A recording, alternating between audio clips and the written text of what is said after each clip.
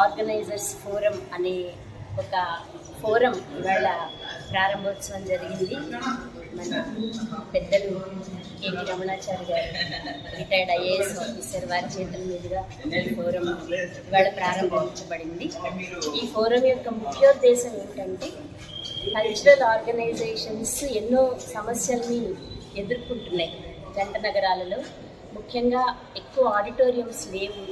మన ఇంత పెద్ద ఇన్ని కోట్ల మంది జనాభా ఉన్న, ఇన్ని వేల మంది కళాకారులు ఉన్న ఈ జంట నగరాల్లో ఆడిటోరియంస్ సరిగ్గా లేవు అనే అదొకటి. తర్వాత కళాకారులకి భద్రత కల్పించాల్సిన కొన్ని పరిస్థితుల్లో ఈ ఫోరం ఒక ఎజెండా ప్రిపేర్ చేసుకుందండి. మేము ఈ కార్యక్రమాలన్నీ మా ఉద్దేశం అనేటువంటి ఎజెండాతో ముందుకు వెళ్తుంది ఈ ఫోరము.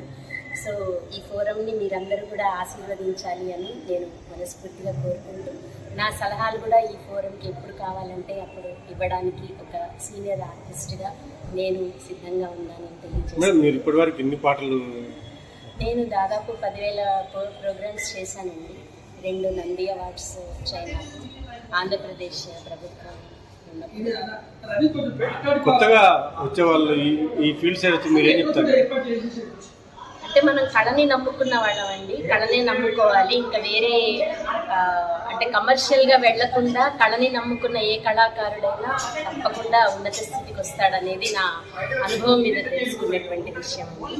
ఎంతసేపు మనం కళని ఆరాధిస్తూ దానిలో మనం ఎంత సాధన చేసి మనం ఎంత పైకి రావాలి అనేటువంటిది ఒక కళాకారునిగా నాకు. అండి, అందరికీ నమస్కారం. నేను నేపథ్య గాయని విజయలక్ష్మి. ఈరోజు తెలుగు యూనివర్సిటీ హాల్లో ఒక కొత్త సంస్థ ఆవిర్భవించింది, తెలంగాణ కల్చరల్ ఆర్గనైజర్స్ ఫోరం అని. సో దీని సంస్థ ముఖ్య ఉద్దేశం ఏంటంటే, ఒక ఆర్గనైజర్స్గా సంస్థలకి ఎన్నో ప్రాబ్లమ్స్ ఉంటాయి, ఎన్నో సాధక బాధకాలు ఉంటాయి. సో వాటన్నిటినీ ఆన్సర్ చేసే విధంగా, వాటన్నిటినీ అడ్రస్ చేసే విధంగా ఈ ఫోరం పనిచేస్తుంది. అదే కాకుండా ఎజెండాలో ఇంకా చాలా మంచి పాయింట్స్ ఉన్నాయి. వీళ్ళ ట్యాగ్ లైనే కళ కోసం, కళాకారుల కోసం. సో కళాకారుల కోసం వారికి ఉపాధి కల్పించడానికైనా, వారికి ఆర్థికంగా సహాయం చేయడానికి కూడా వీరు ముందుకు వస్తున్నారు. అలాగే ఒక సంస్థ నడపాలంటే చిన్న విషయం కాదండి, చాలా కష్టం. అందులో ఒక కార్యక్రమం చేయాలంటే ఎంతోమంది కృషి ఉంటుంది దాంట్లో. అంతమంది కలిస్తేనే ఒక కార్యక్రమం సజావుగా సాగుతుంది. అండ్ మన దగ్గర ట్విన్ సిటీస్లో, హైదరాబాద్లో ఆడిటోరియంస్ కొరత చాలా ఉంది. ఎందుకంటే ఉన్న 3-4 ఆడిటోరియంస్ 1-2 అయితే ఎవరికి అందుబాటులో లేవు. ఉన్నవి వాళ్ళు కనీస సౌకర్యాలు ఇవ్వకుండా, అంటే మాది నడిచిపోతుంది, మా దగ్గరికే కదా రావాలి అన్న.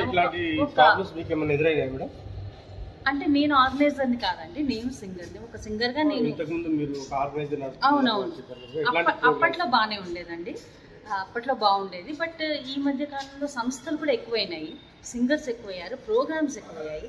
మరి అలాంటప్పుడు వాళ్ళకి అంత ఎక్కువ ఇన్కమ్ వస్తున్నప్పుడు కొంత వెచ్చించి ఆడిటోరియంని కొంచెం సౌకర్యంగా, అందరికీ సౌకర్యంగా ఉండేటట్టు, కంఫర్టబుల్గా ఉండేటట్టు చూసుకోవడం అనేది కనీస బాధ్యత.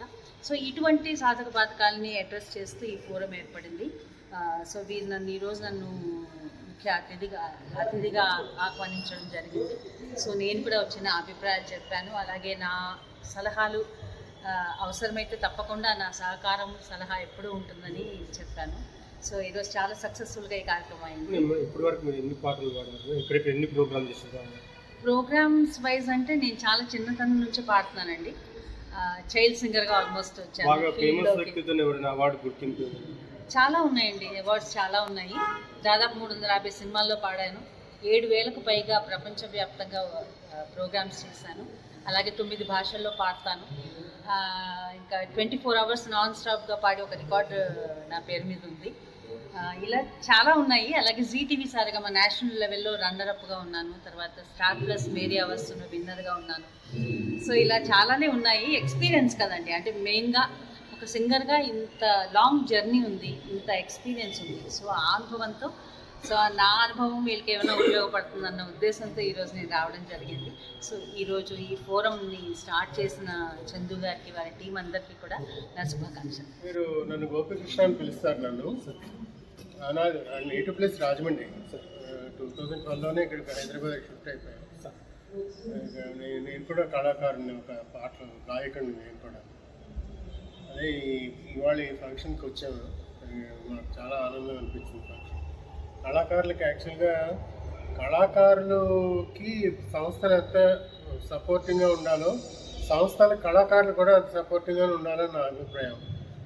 అందుకనే దీనికోసం అని చెప్పి నేను ఈ సభ కోసం వచ్చాను. నేను చందు గారు వాళ్ళు నాకు మేము అందరం కలిసి పాడుకుంటూ ఉంటాం. మేము ఈ సందర్భంగా నాకు ఏదైనా పార్టిసిపేట్ ఏ పాటలు కానీ మన పార్టిసిపేట్ చేశారు సార్ మీరు? ఏదైనా నేను చాలా ప్రోగ్రామ్స్ పాడతాను. ఎలాంటి అంటే మామూలు సినిమా పాట బాలసుబ్రహ్మణ్యం గారి పాట.